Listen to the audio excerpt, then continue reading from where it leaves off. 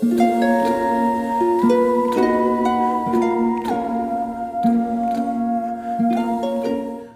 join me while we feed some of my spiders.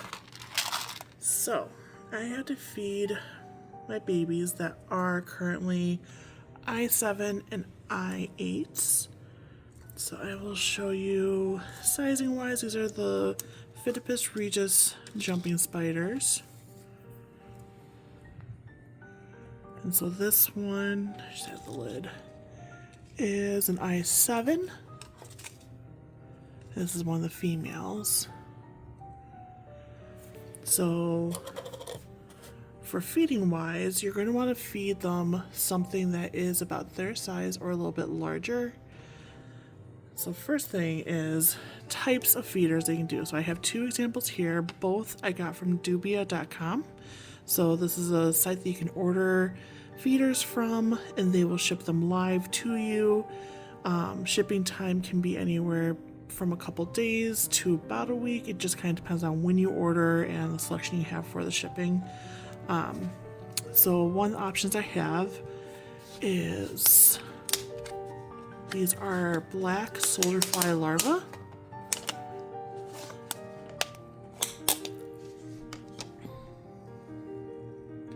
See them wiggling around in there? So these, all the spiders seem to have just about sized up to the larger black soldier fly larva. So I seem to have small, medium, and this is the large size.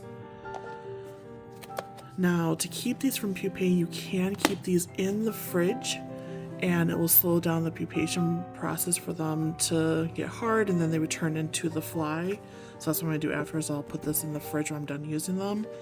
But then you can also do dubia roaches. These are the smaller ones. And even some of these are still rather big for what I have. But I go around and I can grab some of the smaller guys. Like that's a good size right there. And put them in with a spider. Dubias are hit or miss if your spider's going to take them. I've had some that love them, some that don't. So today I'm going to do the blue bottlefly larva. I did have a jump or two that I wanted to show that was currently eating a dubia. Yeah, here we go. So they're just showing that they can eat the dubias. Usually they go on the underside and get the soft belly, and that's how they're able to eat it. So this is a I8 male.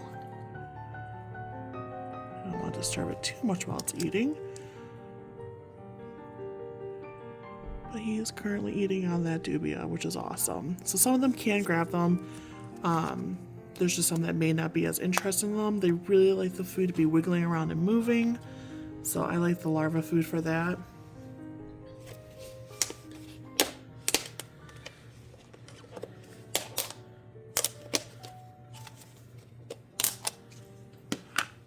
So first thing I'm going to do is I am going to mist them.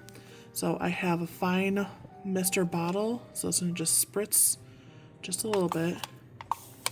There you go. They'll go around, they can collect the water droplets.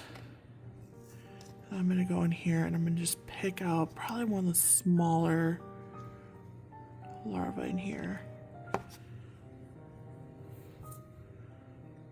Let's see it wiggling around. So I'm just going to toss that in there and then cap off. And you always want to make sure if you're doing, like if you are breeding, you have a ton of spiders and you are keeping them in deli cups, put them in here and make sure you have it flipped upside down because they're going to make all their hammocks up at the top here. You can see right up there this guy has his going. Alright, so let's feed them. Ooh, and actually this is a fun one. So this baby just molted recently.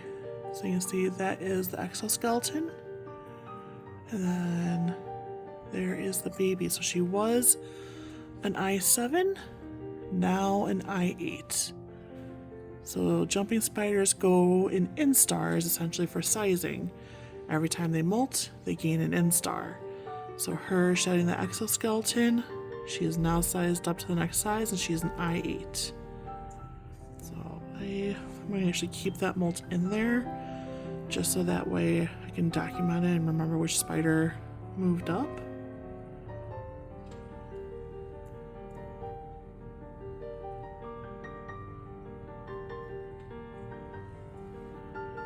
There you go, I can see her a little bit better. So she is hungry. You will notice that when your spider comes out of molt, they will have a skinny butt. They are hungry. So they usually stay in there for a little bit longer and harden up after that molting process. So they will be hungry. So I'm going to mist. I'm going to grab a larva.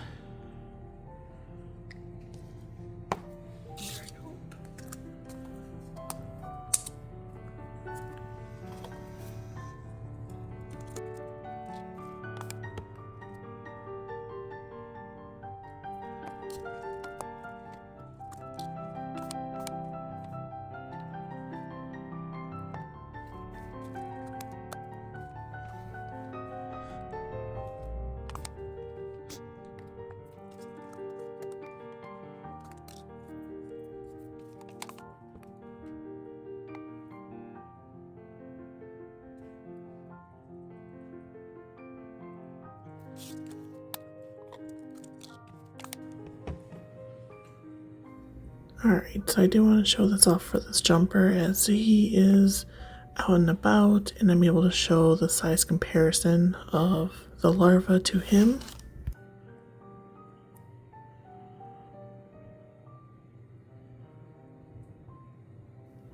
So essentially you can see that the larva is about his size, might be a little bit bigger, but guaranteed that he will eat this one. He's not interested in it right now, so once I cap him off, put him away, he'll be just fine.